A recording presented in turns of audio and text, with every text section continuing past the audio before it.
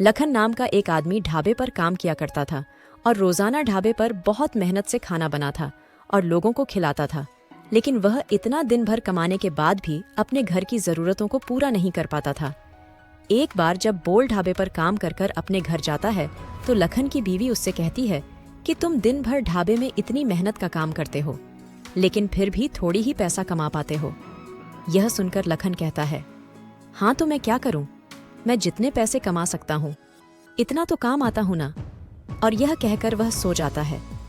दूसरे दिन जब लखन ढाबे पर जाता है तो देखता है क्या ढाबे पर आग लग गई है और पूरा ढाबा जलकर राख हो गया है।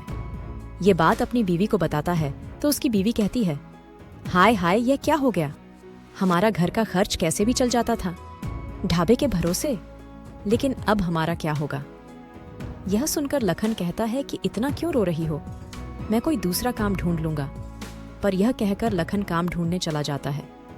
पूरा एक हफ्ता हो जाता है लेकिन लखन को कोई दूसरा काम नहीं मिलता। उसके बाद उसकी बीवी कहती है कि 1 हफ्ते से तुम्हें कोई काम नहीं मिला। यह सुनकर लग्न करता है कि आज जाता हूँ और आज कहीं से भी काम ढूंढ कर ही लाता हूँ। लखन की बीवी से लखन की बेटी कहती है कि माँ मुझे आज आमलेट खाना है, आप बहुत ही स्वादिष्ट आमलेट बनाते हो, रोज रोज दाल खाकर मैं बोर हो गई हूँ। यह सुनकर लखन की बीवी दिल की दिल सोचती है कि मेरे पास तो कुछ ही पैसे हैं। यह सोचकर वह कहती है, ठीक है बेटी, मैं तुम्हें आज आमलेट खिलाऊंगी। वह दुकान जाती है और 2 अंडे खरीद कर लाती है और उसकी बेटी को आमलेट खिलाती है। इतने में लखन वहां जाता है और कहता है, आज तो किचन से बहुत ही स्वादिष्ट खुशबू आ रही है। यह सुनकर उसकी बीवी कहती है, हाँ मैंने आमलेट बनाया है, क्या तुम खाओगे। लखन कहता है, हाँ मैं आमलेट खा लूंगा। लखन भी खुशी खुशी वह आमलेट खाते हैं। लेकिन उसकी बीवी कहती है, यह क्या तुम्हें आज भी काम नहीं मिला। यह सुनकर लखन कहता है, हाँ मुझे आज भी काम नहीं मिला। इतने में उसकी बेटी कहती है कि माँ तुम इतना अच्छा आमलेट बनाती हो, तुम आमलेट का ठेला क्यों नहीं लगाती। यह सुझाव लखन की बीवी को बहुत अच्छा लगता है, लेकिन लखन कहता है, नहीं नहीं, हमारे आस पड़ोस के लोग ब्राह्मण हैं, उन्हें अंडा नहीं चलते हैं। यह सुनकर उसकी बीवी कहती है, हाँ अभी हमारे पास पैसे नहीं हैं, तो क्या वह हमें पैसे लाकर दे रहे हैं, हम तो ठेला लगाएंगे और उससे हमारी घर का खर्च निकल जाएगा।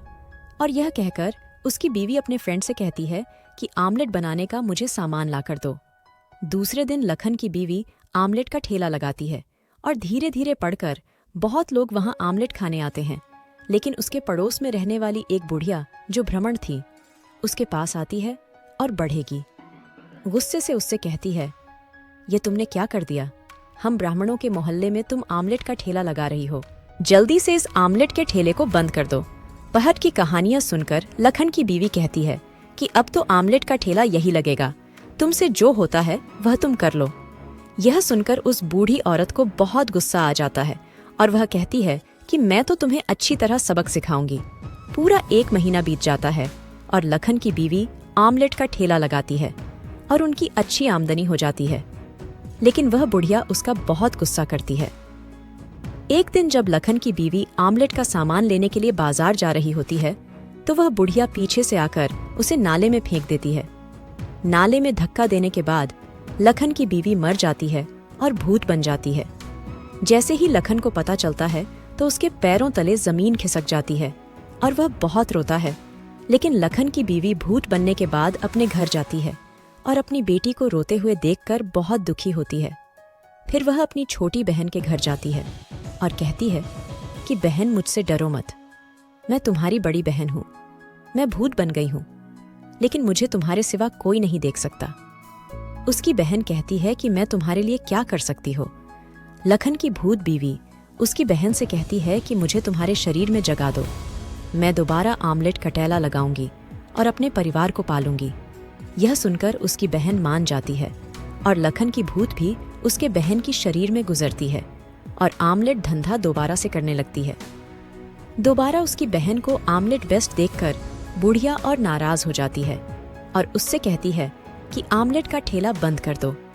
यह सुनकर वह नहीं मानती तो बुढ़िया सोचती है, मैं इसे भी नाले में ढकेल कर मार दूंगी। जब वह बाजार जाती है तो बुढ़िया उसके पीछे जाती है। यह देखकर लखन की भूत बीवी भी वहां मौजूद होती है और वह अपने पति से पुलिस मंगाती है। जैसी ही बुढ़िया उसकी बहन को भी नाले में धक्का दे देती है, उतने में पुलिस आ जाती है और उसकी बहन को नाले से निकाल लेती है और लखन की भूत बीवी सबके सामने आ जाती है और कहती है, मुझे भी इस बुढ़िया ने ऐसे ही धक्का देकर मार दिया। मैं चाहती तो इससे पहले ही मार देती थी, लेकिन मुझे इससे इंसाफ नहीं मिलता, इसलिए मैं चाहती हूँ कि कानून इसे सजा दे। पुलिस गुड़िया को जेल में बंद कर देता है और लखन की भूत बीवी को शांति मिल जाती है।